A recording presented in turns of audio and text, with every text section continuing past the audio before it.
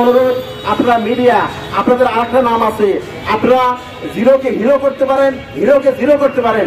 আপনারা জানেন আমরা প্রকৃতপক্ষে হিরো, আমরা কোনো বিদ্রোহ করি নাই। পিলখানা সেদিন যেটা ঘটেছিল সেটা ছিল পরিকল্পিত একটা নীল নকশার হত্যা। পিডিআর আমরা চাকরিচ্যুত, আমরা কোনো পিডিআর বিদ্রোহ করি নাই। আপনারা মিডিয়ারা ভালো জানেন, বর্তমান সময়ে পত্রিকা মিডিয়া বিভিন্ন ভাবে আপনি জানতে পেরেছেন যে কারাই হত্যাকাণ্ড করেছে।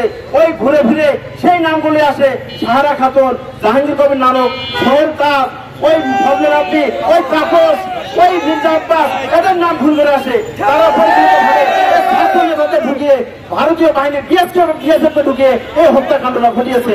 আজকে দেখেন আমাদের মিডিয়ার ভাইরা যখন 10 তলা ছাদের উপর থেকে মিডিয়ার পিলখানায় কি ঘটনা ঘটেছিল সেদিন প্রকাশ করতে পারে নাই, অথচ ইন্ডিয়ার মিডিয়া আনন্দবাজার পত্রিকার মিডিয়ার মাধ্যমে জানতে পারি আমরা যে বাংলাদেশের মিডিয়ার মহাপরিচালক শাকিল আহমেদ খান নিহত।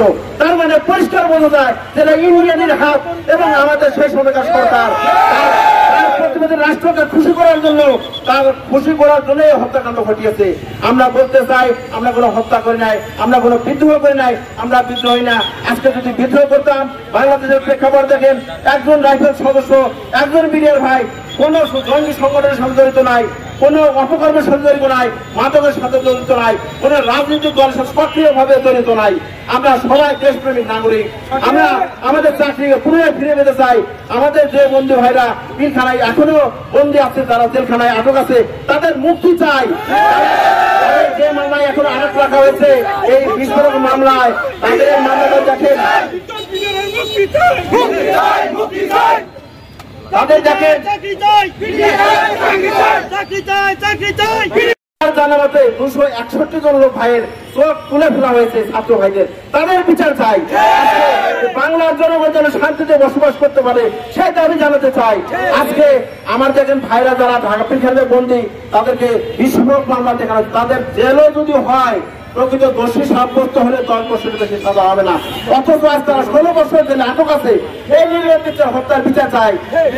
যখন আইন ছিল বিলিয়ার বিচার, এই যারা পিলখানার বাইরে ছিল তাদেরকে গ্রেপ্তার করতে পারবে না, তাদেরকে জেলখানায় রাখতে পারবে না, তাদেরকে সিআর মামলা দেখিয়ে একদম বেআইনি ভাবে তাদেরকে জেলখানায় রাখা হয়েছে, তাদের চাকরি ছিনিয়ে নেওয়া হয়েছে, তাদেরকে জুলুম নির্যাতন করা হয়েছে। এই নির্যাতনের বিচার চাই। আমি আজকে প্রধান উপদেষ্টাকে বলতে চাই, আপনাদের মাধ্যমে মাননীয় স্বরাষ্ট্র উপদেষ্টাকে বলতে চাই, আমাদের আকুল আবেদন, আমরা এই মিডিয়ার পরিবার পক্ষ থেকে আমরা সকল মিডিয়ার চাকরিচ্যুত মিডিয়াদের আমরা এরকম চাকরি ফেরত পেতে চাই। একটা ব্যাচ ছিল 76 নামে, মানে একটা রিক্রুটিং ব্যাচ ছিল, যারা দেখেন সবচেয়ে লজ্জাজনক একটা ঘটনা, তারা ট্রেনিং অবস্থায় ছিল, তারা চাকরিতে জয়েন করে নাই, তাদেরকেও বাদ দিয়ে দেওয়া হয়েছে। আমার দাবি ওই ব্যাচটাকে পুনরায় মৌলিক প্রশিক্ষণের মাধ্যমে পুনরায় চাকরিতে নিয়োগ দেওয়া হোক। আমার দাবি পিলখানা যারা বন্দী আছে তাদেরকে মুক্তি দেওয়া হোক। আজকে জেলখানায় যারা বন্দী আছে কাশিমপুর কারাগারে, তাদেরকে মুক্তি দেওয়া হোক। আমি আপনাদের সবাইকে ধন্যবাদ জানিয়ে আজকের এই আমাদের মানববন্ধন কর্মসূচি এখানেই সমাপ্ত করছি। আসসালামু আলাইকুম। আমার পরিচয়, আমি বগুড়া জেলা এই মানববন্ধন কমিটির প্রধান সমন্বয়ক। আমার নাম্বার 5762। আমি 32 ইউনিট তৎকালীন কুশিয়াতে কর্মরত ছিলাম।